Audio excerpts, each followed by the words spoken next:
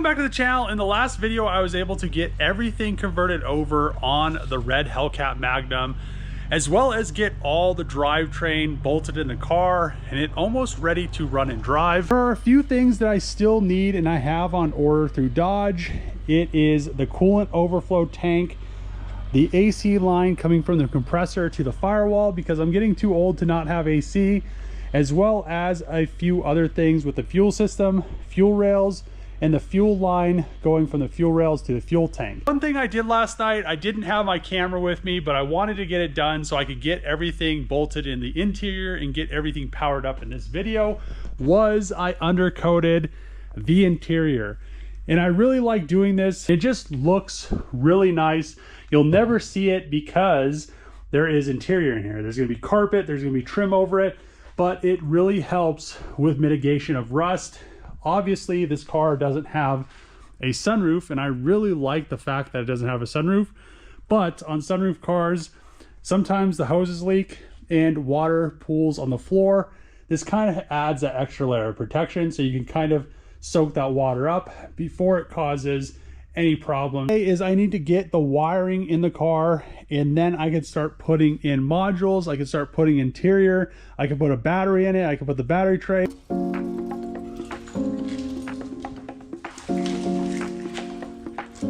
Rat's nest going in the car.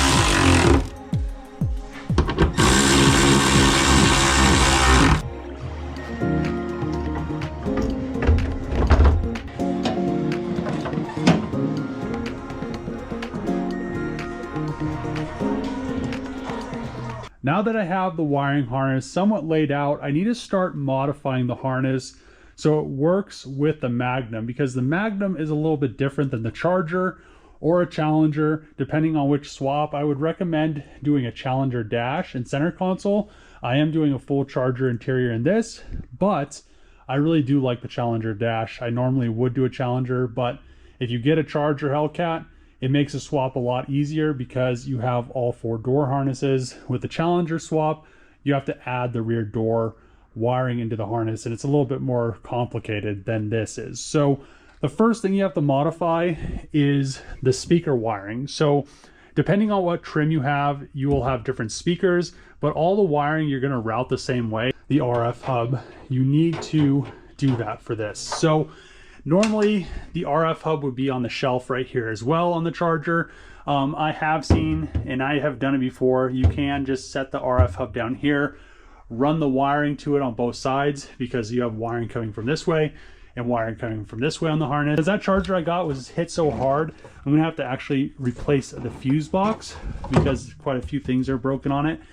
But you have to pull this apart anyway. You have to pull all these relays and everything out of it, but you have to pull the bottom off of it. On the Chargers, the taillight wiring is internal. On the Magnum, the taillight wiring all comes out this hole and runs through a sub harness in the bumper, and it's a lot different. And then on the Charger, you have the tail light in the center, and it has the reverse lights. And also on the Charger, you have the courtesy lights, which the Magnum doesn't have on the quarters, on the cord trim, which are right here.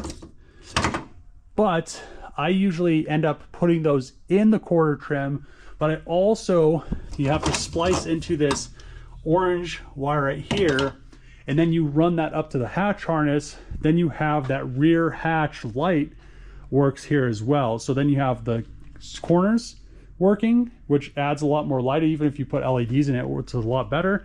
And then you have the one up here.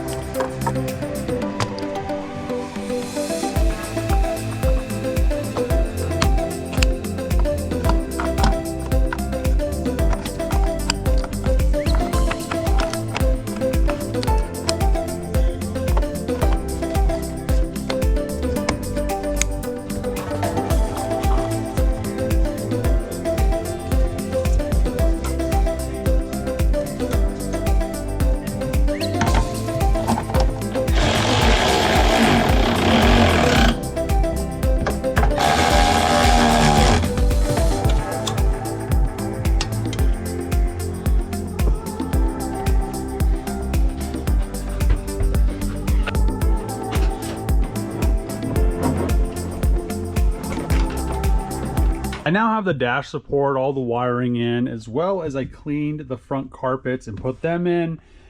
And the really nice thing is if you convert everything over, everything just goes in. The carpets, the newer carpets, won't fit on the older Magnum seat rails.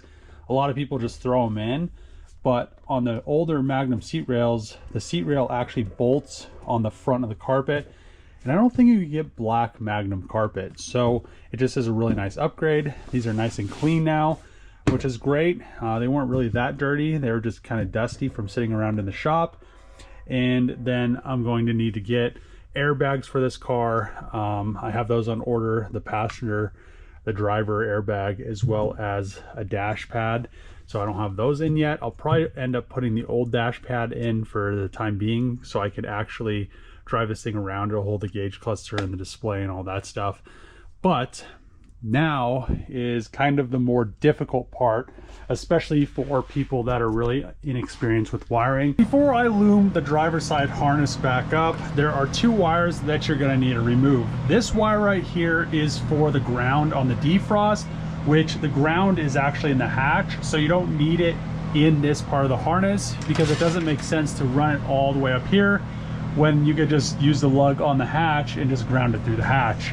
Another thing that you're going to remove because you don't need it, this is the RF hub antenna extension wire, but since the RF hub antenna right here has an extra long wire already on it, it's long enough for what we need. And then the wiring for the airbags just comes up like normal.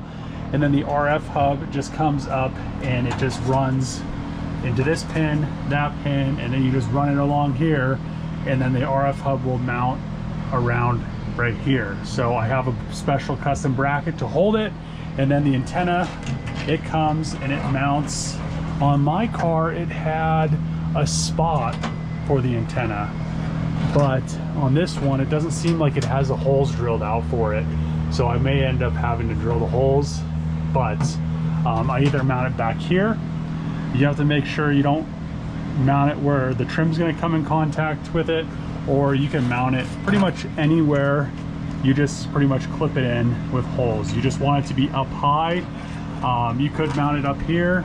I could mount it right next to the RF hub, but I like to usually mount it over there. But I don't know why the holes aren't already pre-drilled. It's kind of strange because on my car, the holes were actually already there. Now I have the wiring all modified on the driver's side. You can see it now goes up like it would on a Charger, but then it splits here for the speaker on the driver's side, and it looks all factory.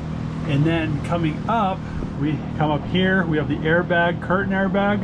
I'm gonna have to drill all the holes to fit the curtain airbag, but then all the wiring is like factory, not even touched, which is nice because then you don't have to worry about any resistances or anything in the airbag system. And then on the RF hub, we have the wire come up, and then it just comes right here, and then the other side will do the same thing, and then the RF hub will just mount up here instead of down here on the deck, which is really nice. Plus all the wiring loom or tape, whatever you want to call it, is all the original loom from the harness. So how I do that is I just use an old tape roll, and then you just spool it up as you unwrap the harness. It takes just as long to cut it off as it would be to spool it up. So it's, and then your hands don't get all sticky, and then you can reuse it and you don't have to go back and buy any more of this tape, because for some reason this stuff right here that 3M used to make is awful now. It has like adhesive on both sides, it doesn't stick to itself very well, so it's just really nice to be able to use the factory tape or whatever, loom, whatever you want to call it. For the passenger side, it is a lot more wiring and a lot more pulling wires back, and you have to add one wire with this one right here. This is for the courtesy lamps or the trunk light. So when the hatch is open, you have, I'm leaving the two on the quarters, and then I'll have the one on the hatch. And if you don't want to add this wire, the one on the hatch just won't work. And then these ones, you have to pull all these back. The white gray one is the running lamps or the parking lamps, and you're pretty much just going to get rid of this because you don't need any more. And then these two are for the reverse lights. So you have one wire for each reverse light, and then you have to run these to the back plug. So this one goes, these two go to the back, and it looks great with the newer style carpet. That's why I love to put all the newer style stuff in the car. Then the carpets fit, then all the ducts fit. Also, I am now done wiring the hatch. As you can see, the hatch now comes up the side. This goes right here, all behind the trim. Then it comes up around, and I ran out of loom, so I need to loom this. But then it goes directly to the hatch. We have the wiring for our antenna. The RF hub goes up here. I need to order one of my brackets. Then the antenna right here will go over there, probably somewhere right there. I just have to drill one hole. You can see there's a hole right there, so I'll probably stick it something like that. And then the other side of the RF hub wiring, this is coming from the ignition, power, all that stuff, and this comes up that side. All the speaker wiring is nice and tidy. We will have the seat belts that go right here, so the wiring will go around the seat belts, which will be nice. I'm now in the back of the car, and there's a few things that you need to wire up that's different than if it's in a Challenger or Charger. So as you can see, there is no pass-through right here for the wiring, and the wire that comes out of here is for the parking light or the running light on the side of the bumper, and the Magnum bumper doesn't have it. Eventually, I'm going to convert the rear bumper so it will have a parking light or a running light, and I'm just going to run that in the rear bumper harness because there's no reason, I don't know why Dodge did it, there's no reason to have that separate, and I don't know why Dodge doesn't have the rear parking light harness and the collision avoidance harness and the parking sensors all as one harness instead of having a bunch of different harnesses. This doesn't make sense to me, especially since these just come out right here, and then there's the one that comes out here that also runs a parking light. That one we're going to need, but this wire right here needs to go. This plug right here is for the active suspension, which I am retaining, and this right here is for the driver's side taillights. So I need to run this out of this plug right here because, like I said before, all the taillights on the Magnum are external and they plug in externally. So we need all the wiring coming out here for the parking lights, for the taillights, collision avoidance sensors. And really all I have to add is, I think, 2 wires from that harness, and just pull everything over and then tidy everything up. And like I said, I'm going to keep the active suspension, so all this wiring is going to stay. If you're not keeping the active suspension, pretty much all the wiring you're going to have over there is this one light right here for the interior. If you keep those, if you don't end up keeping those, if you don't want to cut your trim, usually where I mount those is I just cut the trim right here, and then there's a light above this shelf, and then it kind of shines down and illuminates this, and also illuminates the cargo area. It takes a little bit of time, but doing it right ensures that you don't have any gremlins later on down the road when you're driving the car. And as you can see, I don't like gremlins. You can see the quality of how the car looks right now. So let's get all this modified, get the fuse box replaced. I'm gonna have to replace this whole assembly and a lot of the relays, but all the wiring looks good. Sometimes this wiring will get pinched if your car is hit hard in the rear.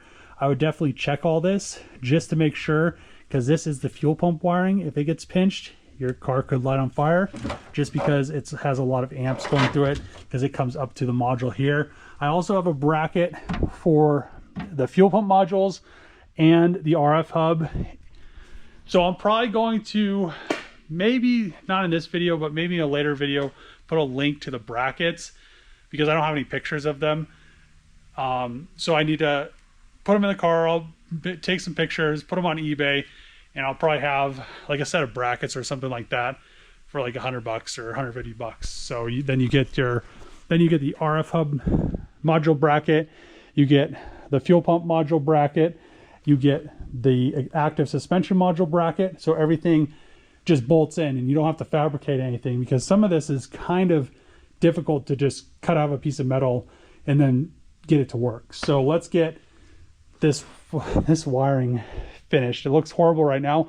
Oh, another thing that mounts over here with the fuel pump modules is the parking sensor module. So that mounts down here as well. So you need to have this as well on a bracket. Everything right here is modified, and all I have left to do is to loom this all the way to the fuse box. This is the wire right here that you have to splice for the rear hatch light.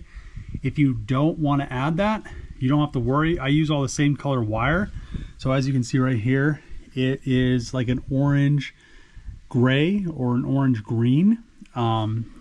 Depending on the year of Dodge, the wire colors aren't very consistent. It'll be orange, but it may be like a gray, or it may be a darker green. So the best way to find this wire is to just trace it back from one of the lights. Now all the interior wiring is 100% finished. All I have to do is I need to get some clips to clip this up like it would be in the Charger, since on the Magnum there isn't any spots. Usually on the Charger there's little pins that go across here. What I normally do is I drill 4 holes, and then I just use clips that clip the harness in like it would be from the factory. Over here, you have some holes, so you can use a clip here and a clip there. I just don't have any clips with me.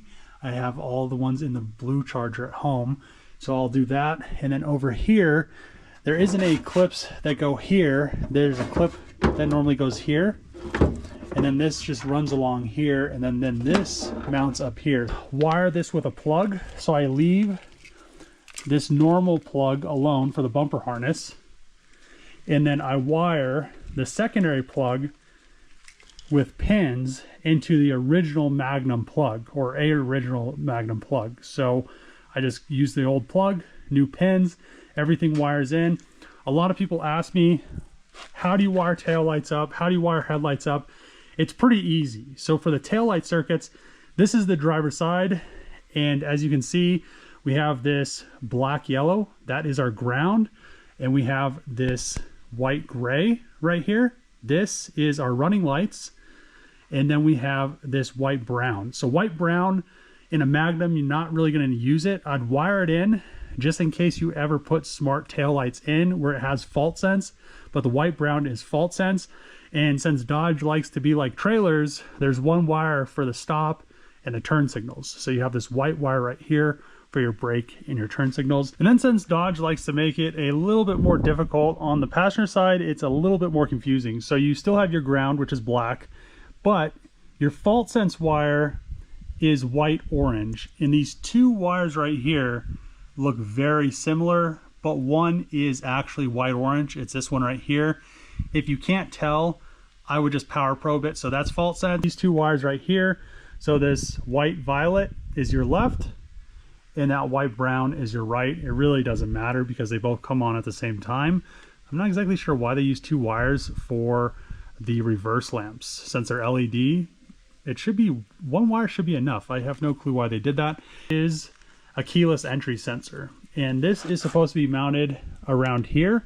And how I mount that is I just put two riv nuts, mount it in, and then I will drill holes so then I could clip the harness all the way down and it would be just like factory. So I haven't done that yet. I'll worry about doing that when I do all the bumper stuff, and I need to get all the pins so I can pin this out. So it doesn't really make sense to do this now, but that's everything that you need to know. And I like to leave the wiring for the side markers, since most likely I'm going to eventually upgrade the rear and front bumper. So I will be running the side markers on the side. The Magnum bumper doesn't have it. If you don't have it, I would just recommend just taping this, making sure there isn't any wires sticking out that are going to ground out and pop a fuse, and then just tape it back. So eventually later on, if you want to add a parking light on the side, you could add it very easily. And I have the other one right here. So we'll get all that stuff done in the next video, but I'm really happy that everything's wired up. We have the carpet in here, all of the dash is in there, and really the only harness that you have to modify is the interior harness. So everything works with the hatch. Another harness that I'm gonna have to make is the hatch harness. That's very straightforward. All the wiring that came out of it, I showed you guys. We have the defroster wire, we have the two wires, the ground and the third brake light wire, and then all the rest of the stuff for the latches, and you just pull that stuff through, but you're gonna have to extend it. That's why I kind of recommend always having spare harnesses, because I'm gonna have to extend the camera wiring. I like to use all the same color wiring for that, and OE colors and OE lengths and OE sizes. It just makes it a lot easier, and I usually just put the camera right there. I've already cut the hole, and it works really nice. It's at the same exact height, or close to the same exact height as it would be in a Charger. And then you just ground this side, or you can ground this side. It really doesn't matter. You ground it to one of these lugs, and then you run your defroster wire. There's actually a module on the Charger, so you can just put the module right in this factory spot, have the wire go here, and then that's all tied in. And then really the other thing that you have to wire is the latch, and that's not that big of a deal. It's all straightforward. It's all this wiring. So this is camera wiring, and then we have the latch wiring. So we have a pop button wire right here. So this wire, it's like a tannish with a green stripe and a black, and that goes to your pop button. And all that wiring comes from the harness. So if you just pull it through, you don't really have to worry about it. And then this is the wire for the latch, and then this grounds right on the latch like it would factory. And here's that little module for the defroster that you're gonna bolt right here. So you can see that the wire comes from the defroster. It's really simple and really straightforward. I redid the fuse box. It's really nice saving all the extra wiring harnesses, because this fuse box, or this assembly, I put all the wiring from the 2020 Charger into this fuse box. It took quite a bit of time. There's the old one. You can see how smashed it was. But this was out of the burn car. It didn't burn because it was in the trunk, and the trunk stuff didn't burn, but it was all full of water, and it worked perfect. It's like brand new. So now what I'm going to do really quick is I'm going to throw that in, as well as the cover, and then in the next video I'm going to Raptor all of the trim in black, so it looks kind of like this stuff down here, but it's not going to be textured like that. It's going to be textured like it would be. It almost looks like a piece of plastic texture, which is really nice. Now is the moment of truth. I have all the displays connected up there, as well as the center console, The only thing I don't have in right now is a steering column and the airbags. So let's hook up the ground really quick. We should know pretty. Okay, it sounds like the HVAC system is actually working like normal. All right, I now have the red key in the car, and I have the start button right here. Ooh. Ah! 21,000, almost 22,000 miles. Look at that. I don't have a brake pedal sensor in here, so I should be able to put it into run. Oh, everything works. Hell yeah. Look at that. Let's turn this off.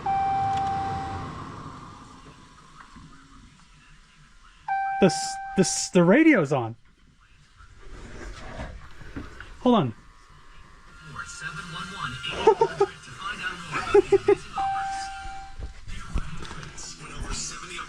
Look at that. Speakers work. On their favorite songs. Awesome. Oh, the display, I just turned that off. Here, let's turn it back on. Oh, Sirius XM? What? Someone's still paying for Sirius XM on this car. Let's see, we're in climate. Let's go to SRT. Let's go to apps. What's really going on here?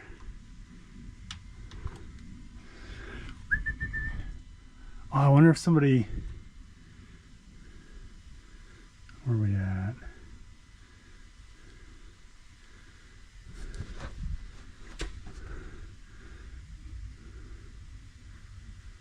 I think somebody swapped these displays. They thought the displays were different or something, maybe. Because I should be able to go into SRT pages. And it's not coming up, so I think somebody swapped this.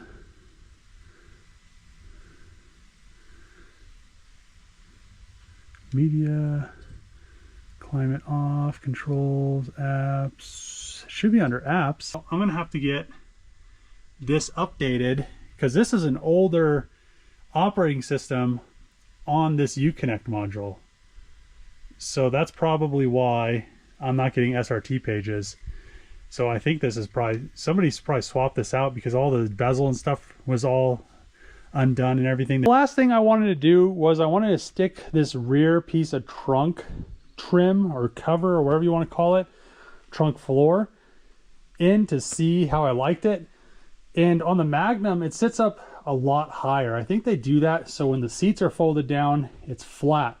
But then you lose a bunch of space because it's that much higher. I'm getting really excited because the red Hellcat Magnum is almost complete and I'm almost able to drive it, and it's almost running and driving. If I had the last few parts, it would actually start up in this video. But like I said before, I'm waiting on the fuel feed line, fuel rails, and a bunch of other stuff. I need a dash, but that's not stopping it from running and driving. So if I had the fuel feed line and the fuel rails, I could actually drive this car today. Well, minus the drive shaft. I actually ordered a drive shaft from the drive shaft shop 3 years ago for the blue Hellcat Magnum. Originally, I was like, well, I'm just gonna put a rear wheel drive swap in here because I already deleted the carrier bearing mount like I did in this car, and I ordered it for a Hellcat. So, Hellcat Charger. Said and done. So I would go to put the drive shaft that I got from the drive shaft shop. It's right here, brand new. And it doesn't fit. It's an inch too long. So their explanation to me is I ordered the incorrect shaft, and this is for a Scat Pack. But the Scat Pack drive shaft, the RT drive shaft, and the Hellcat drive shaft from the factory are all the same drive shaft. You can flip-flop them. It doesn't matter. Red Eye drive shaft, Demon drive shaft, they didn't do anything different to them. They're all the same length. They're like 68 and like an 1/8 inch long. So I talked to them and they said, well, there's nothing we could do. We could give you 20% off and you can sell your old drive shaft on eBay. And I was like, well, I'm not going to do that. If I'm going to buy a new drive shaft, I'll just buy a brand new drive shaft from Wiles, because he's the one that made the drive shaft for the blue Hellcat Magnum. And the quality of his drive shaft is top notch. And the issue with the drive shaft shop's thinking is, then if I sell it on eBay, I get taxed on it again.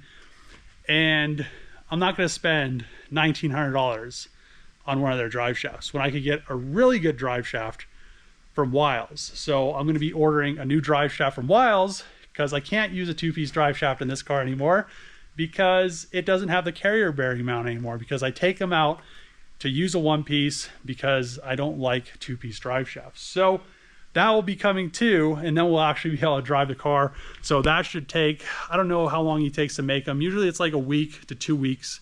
So that'll be about 2 weeks out. Next week, I should be able to work on the blue Hellcat Magnum, because I'm getting all the parts for that.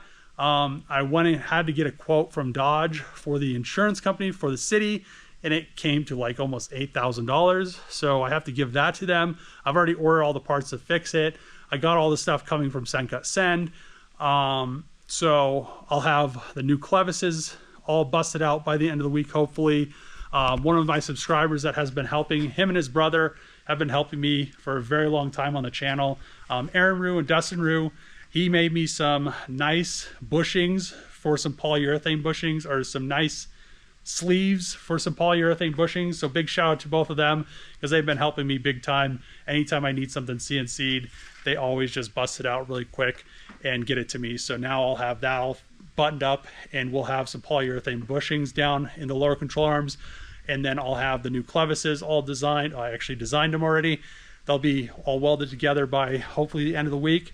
And then hopefully by the end of the week, the axles come, and then I could reset the ride height, reset the toe, fix a bunch of other stuff that happened when the axle or the clevises broke, and then it broke the axle. And then the blue car should be running by the end of the week, because I need to do some pulls, still tuning that car. And then hopefully by the time I'm done with that, the stuff comes for this car. So we have a bunch of stuff that we need to do. I cannot wait to drive both the cars and get onto some other projects as well. If you like these videos, make sure to click the subscribe button, throw a thumbs up, throw a comment below, share this video with your friends if you have not done that. It helps the channel out. And as always, see you guys next time.